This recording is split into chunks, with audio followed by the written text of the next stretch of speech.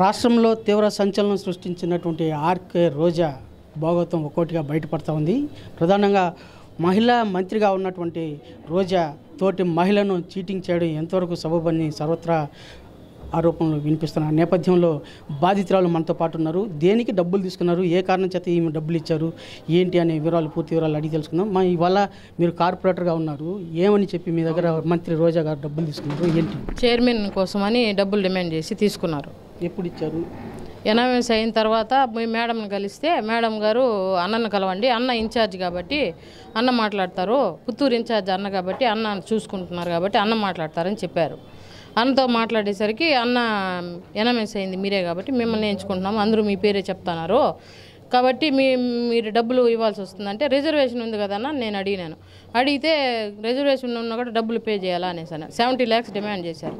దానిలో 40 lakhs ఇచ్చాము. మేము ఇచ్చుకోలేమన్నా అంత అంటే 40 lakhs ఒప్పుకున్నారు. 40 lakhs ఇచ్చాము. అది కూడా సత్య అనే అతన్ని పంపిస్తా అని చెప్పారు. మేము ఈ పెద్ద నాయకులు ఉంటారు కదన్నా ఊర్లో, వాళ్ళు ఎవరన్నా పిలుచుకొని వచ్చి ఇస్తాము అంటే లేదు మేము చైర్మన్ ఇవ్వాలన్నా మేమే ఇవ్వాలి, వద్దనుకోవాలన్నా మేము కాబట్టి నేను మనిషిని పంపిస్తాను, నువ్వు ఇచ్చి పంపించు అని చెప్పారు. అతను మా ఇంటి దగ్గరకు వచ్చి 20 లక్షలు తీసుకొని మా ముందరే కుమార్ అన్న 20 లక్షలు తీసుకున్నా అంటే సరే తీసుకొని ఇక్కడ పెట్టుకో అని చెప్పినారన్న. చెప్పి ఎత్తుకొని పోయినాడు. ఆ వీడియో మీకు మీడియా సమక్షంలో ఇచ్చాను. ఇప్పుడు ఎప్పుడు ఇచ్చారు? అది ఆ డబ్బులు ఎప్పుడు ఇచ్చారు? మీకు ఎన్ని ఏళ్ళు పదవి ఇస్తారని చెప్పి ఆశ చెప్పారు? మాకు 5 yearsకి చెప్పారన్న. 5 years అప్పుడు 5 years మీరే కదా అనేసి అని అన్నారు. మళ్ళీ తర్వాత డబ్బులు తీసుకున్నాక ఎలక్షన్ అయిపోయిన తర్వాత ముందే నేను ఎనామస్ అయిపోయిన. ఎలక్షన్ అయిపోయిన తర్వాత నైటు చైర్మన్ పోస్ట్ తెల్లారితో ప్రమాణ స్వీకారం అనగా నైటు మేము తెల్లారితోనే వెళ్ళిపోయాము అన్న దగ్గరికి వెళ్ళి. అంటే మీకే కదా అన్నాడు. సాయంత్రం కూడా మీకే కదా అన్నాడు. మేడంని కలవండి అని మేడం ఇంటికి నగిరి దగ్గరికి వెళ్ళాం. నగిరి దగ్గరికి వెళ్తే మేడం వేరే పనిగా పోయింది, లేటుగా వచ్చారు. అప్పుడు ఆ వేళ దాకా అక్కడే ఉంటే మేడం గారు వచ్చిన తర్వాత లోపల పోయి మాట్లాడితే చల్లగా 9 గంటలకి మీకు లేదు అని చెప్పారు. ఏం మేడం ఇది మరి ఏం చేసుకున్నాం కదా అనేసి అంటే లేదు నెక్స్ట్ టైం ఇస్తాం పో, రెండోసారి 2 సంవత్సరాల తర్వాత ఇస్తాం పో అని చెప్పారు. మాట ఇస్తున్నాను కదా చెప్తాను పో అన్నారు. సరే మేము గమ్మున వచ్చేసరికి కుమార్ అన్న బయట ఉన్నాడు. ఏమైనా ఇది మరి చేసినారంటే 2 సంవత్సరాల తర్వాత నీకే ఇస్తాం పో, వేరే పరిస్థితుల వల్ల ఇవ్వాల్సి వచ్చింది మేము అని చెప్పారు. సరే మేము ఇంకా దాంతో తిరిగి ఇంటికి వెళ్ళిపోయాము. ఇంటికి వెళ్ళిపోయిన తర్వాత 1 నెల తర్వాత మళ్ళీ ఆయనను కలిసి మమ్మల్ని పిలవడం కానీ మమ్మల్ని మీకు మేము ఉన్నామనే హామీ కానీ మాకేమీ ఇవ్వాల. మాకే డౌట్ మేము వెళ్ళాము. ఇంటికి వెళ్తే అన్న ఏదైనా మా పరిస్థితి ఈ విధంగా చేసినారో మమ్మల్ని ఊరంతా హైలైట్ చేసి ఈ విధంగా ఇప్పుడు ఏంది మీకు రాలేదని అందరూ అడుగుతున్నారన్నా, ఊర్లో ఏం విలువ ఉంటుందని అని అడిగితే 2 ఏళ్ళ తర్వాత మీకే ఇస్తాం పో అనేసి కేర్లెస్గా మాట్లాడారు. ఏదైనా ఈ విధంగా చేస్తే ఫస్టే ఇది మరి అయింది కదా, సెకండ్ టైం అన్నా ఇస్తారా లేదన్నా అనేసి అంటే ఏమి టీవీలో వేసి చూపించేది నీకు ఆధారం లేదన్నా అనేసి అని అడిగినాడు. అంత దూరం ఎందుకు లేనా అనేసి ఇంకా ర్యాష్గా మాట్లాడే కొందికి మాకు బాధ అయ్యి మేము వెళ్ళిపోయినాము. మళ్ళీ ఇంక 2 ఏళ్ళ తర్వాత వెయిట్ చేసి 2 ఏళ్ళ తర్వాత వెళ్ళాను నేను. 2 ఏళ్ళ తర్వాత వెళ్తే మళ్ళీ 2.5 సంవత్సరం కదా, అదేంది 2 ఏళ్ళు అనేసి అని అన్నాడు. అందరినీ మార్చేది 2.5 సంవత్సరం కదా, ఎంపీపీలని వీళ్ళని అందరినీ మార్చాలనుకున్నాం 2.5 సంవత్సరం దాకా రాను. ఇంక ఇన్నే ఉన్నాం కదా, 6 నెలలు ఏమైపోతుందని 6 నెలల తర్వాత వెళ్ళాం. మళ్ళీ 6 నెలల తర్వాత పోతే మళ్ళీ రేపురా ఎల్లుండ్రా అన్నారు. ఈ విషయం చెప్పాకే అన్నారు. సరే ఇంక ఇటు కాదని మేడంని కలిసాం. మేడం ఏంది మేడం పదవి 2.5 సంవత్సరం తర్వాత మారుస్తానన్నారు కదా అనేసి అంటే ఆమె అన్న దగ్గరికి పోండి అంటే అన్న వచ్చి మీ దగ్గరికి పోండి, మీ దగ్గరికి రమ్మన్నారు మేడం, మిమ్మల్ని చెప్పమన్నారంటే ఇప్పుడంతా అవదు, కాంట్రవర్సీ వస్తుంది, ఎలక్షన్ తర్వాత మారుస్తామని చెప్పారు. ఎలక్షన్ తర్వాత అయితే వద్దులే మేడం, ఇప్పటికే 3 సార్లు చెప్పున్నారు, మేము ఇంకా ఊర్లో చెప్పుకుంటే మాకేం విలువ ఉండదు కదా, సరే మీరు మాకు డబ్బులు పే చేసినాం మా అమౌంట్ అన్నా మాకు ఇప్పించేయండి అనేసి వడ్డీ కట్టలేక అవస్థపడుతున్నాము అని చెప్తే అన్నను కలవండి అనేసి అన్నారు. అన్న దగ్గర ఇదే విషయం ప్రస్తావించిన. అన్న డబ్బులు అయితే ఇచ్చేయన్నా, ఇంకా మాకైతే వద్దునా, ఇంకా పదవి అయితే వద్దు, తర్వాత మీరు మళ్ళీ మాట తప్పితే మేమేం చేయలేం కదనా, మాకు ఇచ్చేయండి అనేసి అన్న. సరే 2 నెలల తర్వాత ఇస్తాను, ఇప్పుడు లేదు అనేసి అన్నారు. మళ్ళీ 2 నెలల తర్వాత ఆగిపోయినా. మళ్ళీ 1 నెల టైం, ఇంకొక నెల తర్వాత ఇస్తాను అన్నాడు. మళ్ళీ 1 నెల తర్వాత పోయినా.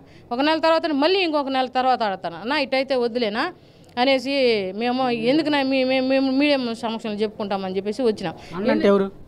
కుమారస్వామి, రోజా మేడం గారే అన్నగారు. సరే మేము రోజా మేడం కలుద్దామని చెప్పేసి ఇంటికి పోతే ఆమె మాతో మాట్లాడేదానికే మా మొహమే చూడలేదు. మీ ఈరోజు అయితే రేపు రండి, ఎల్లుండి రండి, ఇలాగా వచ్చినప్పుడు టయర్డ్ అయిపోయింది రేపు రండి అనేసి మాట్లాడితే ఇంకా ఆమె మమ్మల్ని పట్టించుకునే లేదనే పరిస్థితి మాకు తెలిసి ఇంటి దగ్గరకు వచ్చి మెసేజ్ పెట్టిన, మేడం ఇది మరి ఉంది, మాకు చైర్మన్ ఇకపోతే పోతారు, కనీసం మేము ఇచ్చిన అమౌంట్ అన్నా మాకు తిరిగి ఇచ్చేసినారంటే మేము వేరే అప్పులు చేసి తీసుకొచ్చి ఇచ్చేసినాం మేడం, మీరు సడన్గా అడిగే కొందికి, కాబట్టి మా అమౌంట్ అన్నా మాకు రీప్లేస్ చేయండి అని చెప్పి ఫోన్లో మెసేజ్ పెట్టిన. ఆమె చూసినారు కానీ స్పందించబోయేసరికి నేను ఇంకా విదిలిన పరిస్థితి. మళ్ళీ ఈయన దగ్గరికే తిరిగినాం, మేడం మెసేజ్ పట్టించుకోలేదునా, మీరన్నా దయచేసి మా అమౌంట్ మాకు ఇచ్చేయనా అంటే ఈ రోజుండు రేపుండు అని తిప్పించినారు.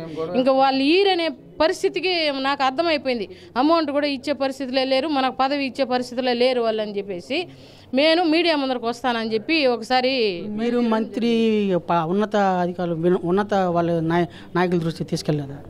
ఉన్నత నాయకులు వాళ్ళ సమక్షంలోనే కదా మనము డబ్బు ఇచ్చింది, మాకు చెప్పినావా అని అనే క్వశ్చన్ వేయచ్చు కదా. వాళ్ళ దగ్గరికి పోతే ఈరోజు రేపు మమ్మల్ని తీసుకొచ్చినావా, నువ్వు తీసుకుపోయి డబ్బు ఇచ్చినావు, మేము ఎట్టా పోతాము, సైలెంట్గా మీరు మాట్లాడుకొని చేసుకున్నారు కదా అనొచ్చు కదా. ఆ విధంగా చూసుకొని మేము ఎవరి దగ్గర చెప్పలేదు. సరే మీడియా ముందరకు వద్దామని వస్తామంటే పిలిచి డబ్బు ఇస్తాం రా అని చెప్పి 9 lakhs ఇచ్చారు. అంతకుముందు మేము మధ్యస్థాలు చేస్తా అంటే ఇంత ఇచ్చుకోలేము, మేము 29 లక్షలు అయితేనే ఇచ్చుకోగలుగుతాము, దానికి మించి అయితే నేను మా దగ్గర చేరలేదని కదా మేము ఇచ్చుకోలేమని చెప్పారు. సరే దానికి ఇంకా చెప్తారు కదా, ఏదో ఇంకా పోయిన దానికి తప్పు అని ఏదో ఒకటి అనేసి పెద్దవాళ్ళతో ఎందుకు ఇంక పెట్టుకునేది అనేసి ఏదో ఒకటి రాని సైలెంట్ అయిపోదాము, వచ్చింది మనం తప్పు అనేసి ఒప్పుకున్నాము. దానికి కూడా ఒప్పుకున్నాం. ఇప్పుడు ఎంత ఇచ్చారు, ఎవరు ఇచ్చారు మీకు? మాకు వచ్చి 9 లక్షలు మా అన్నను పంపించాము. మా అన్నను పంపించి మేము కూడా పోలా, ఆ రోజు ఈ విధంగా చేస్తున్నారని చెప్పి మా అన్నను పంపిస్తే మా అన్న తిరిగి మీడియం కుమారస్వామి వాళ్ళ ఇంటికాడ పోయి 9 లక్షలు తీసుకొచ్చాడు ఫస్ట్ టైము. మళ్ళీ గమ్మున అయిపోయినారు వాళ్ళు. మళ్ళీ వెళ్ళమని చెప్పినాం. మళ్ళీ నేను మీడియా ముందుకు వస్తా అంటే పిలిచి 4 లక్షలు ఇచ్చినారంట. సరే ఆ విషయం కూడా నాకు తెలిసిన తర్వాత మళ్ళీ సైలెంట్ అయిపోయినారు. మళ్ళీ ఈ విధంగా అడుక్కుంటానే పోయేసరికి మళ్ళీ టైం 1 నెల అంటారు, 2 నెలలు, ఇప్పుడు అంటారు, అప్పుడు అంటారు. నేను అక్టోబర్లో పెట్టాను మెసేజ్ మేడంకి, నేను ఫిబ్రవరి నుంచి తిరుగుతున్నాను, ఈ విషయంగా ఫిబ్రవరి నుంచి తిరుగుతున్నాను. నేను అప్పటికప్పుడే వచ్చి ఎవరో చెప్తే నేను వినేసి రావడం లేదు. నేను అప్పటి నుంచి పోరాడుతున్నాను వాళ్ళ దగ్గర, ప్రెస్ మీట్ పెట్టి కూడా ఆ విషయం చెప్పాను. ఇప్పుడు ఫర్దర్ ఏం చేయాలనుకుంటున్నారు? అంటే మీరు ఇప్పుడు జిల్లా ఇన్ఛార్జ్ మంత్రి దృష్టికి వెళ్తారా, లేకపోతే జగన్ దృష్టికి వెళ్తారా? జగనన్న దృష్టికే తీసుకెళ్లాలని కోరుకుంటున్నాను. ఈ విషయాన్ని జగనన్న దృష్టికి తీసుకెళ్ళి నాకు న్యాయం చేయాలని కోరుకుంటున్నాను. నాకు న్యాయం చేసి నా అమౌంట్ నాకు అతను ఒప్పుకున్నాడు. నేను ఇంతే తీసుకున్నాను, వ్యాపార నిమిత్తం తీసుకున్నానంటే ఇప్పుడు నేను ఫోన్లో మామూలుగా మీడియా తరపున చెప్పి నేను ఇచ్చింది వాస్తవం, నాకేం సంబంధం ఉంది, నీకు ఆయనతో మాట్లాడి నీకు చెప్తానుండు, నీకు ఇంకా ఇయ్యలేదనే సాక్ష్యాధారాలు కూడా నా దగ్గర ఉన్నాయి.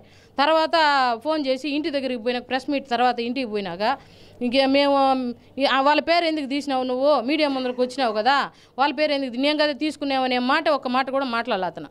అతను తీసుకున్నట్టు బిహేవ్ చేసి మసిపూసి మారేడుకాయ చేసేయాలని చూశారు. తనకు తోటి మహిళ తనకు అన్యాయం చేసిందని, తనకు న్యాయం జరిగేంత వరకు ఈ పోరాటం చేస్తూ ఉంటానని చెప్పి బాధితురాలు పేర్కొంటున్నారు. అయితే పార్టీలో ఉన్నటువంటి ఉన్నత నిర్దేశించే స్థాయి నాయకులు ఇన్వాల్వ్ అయితే కానీ కౌన్సిలర్కి న్యాయం జరిగేలా కనబడడం లేదు.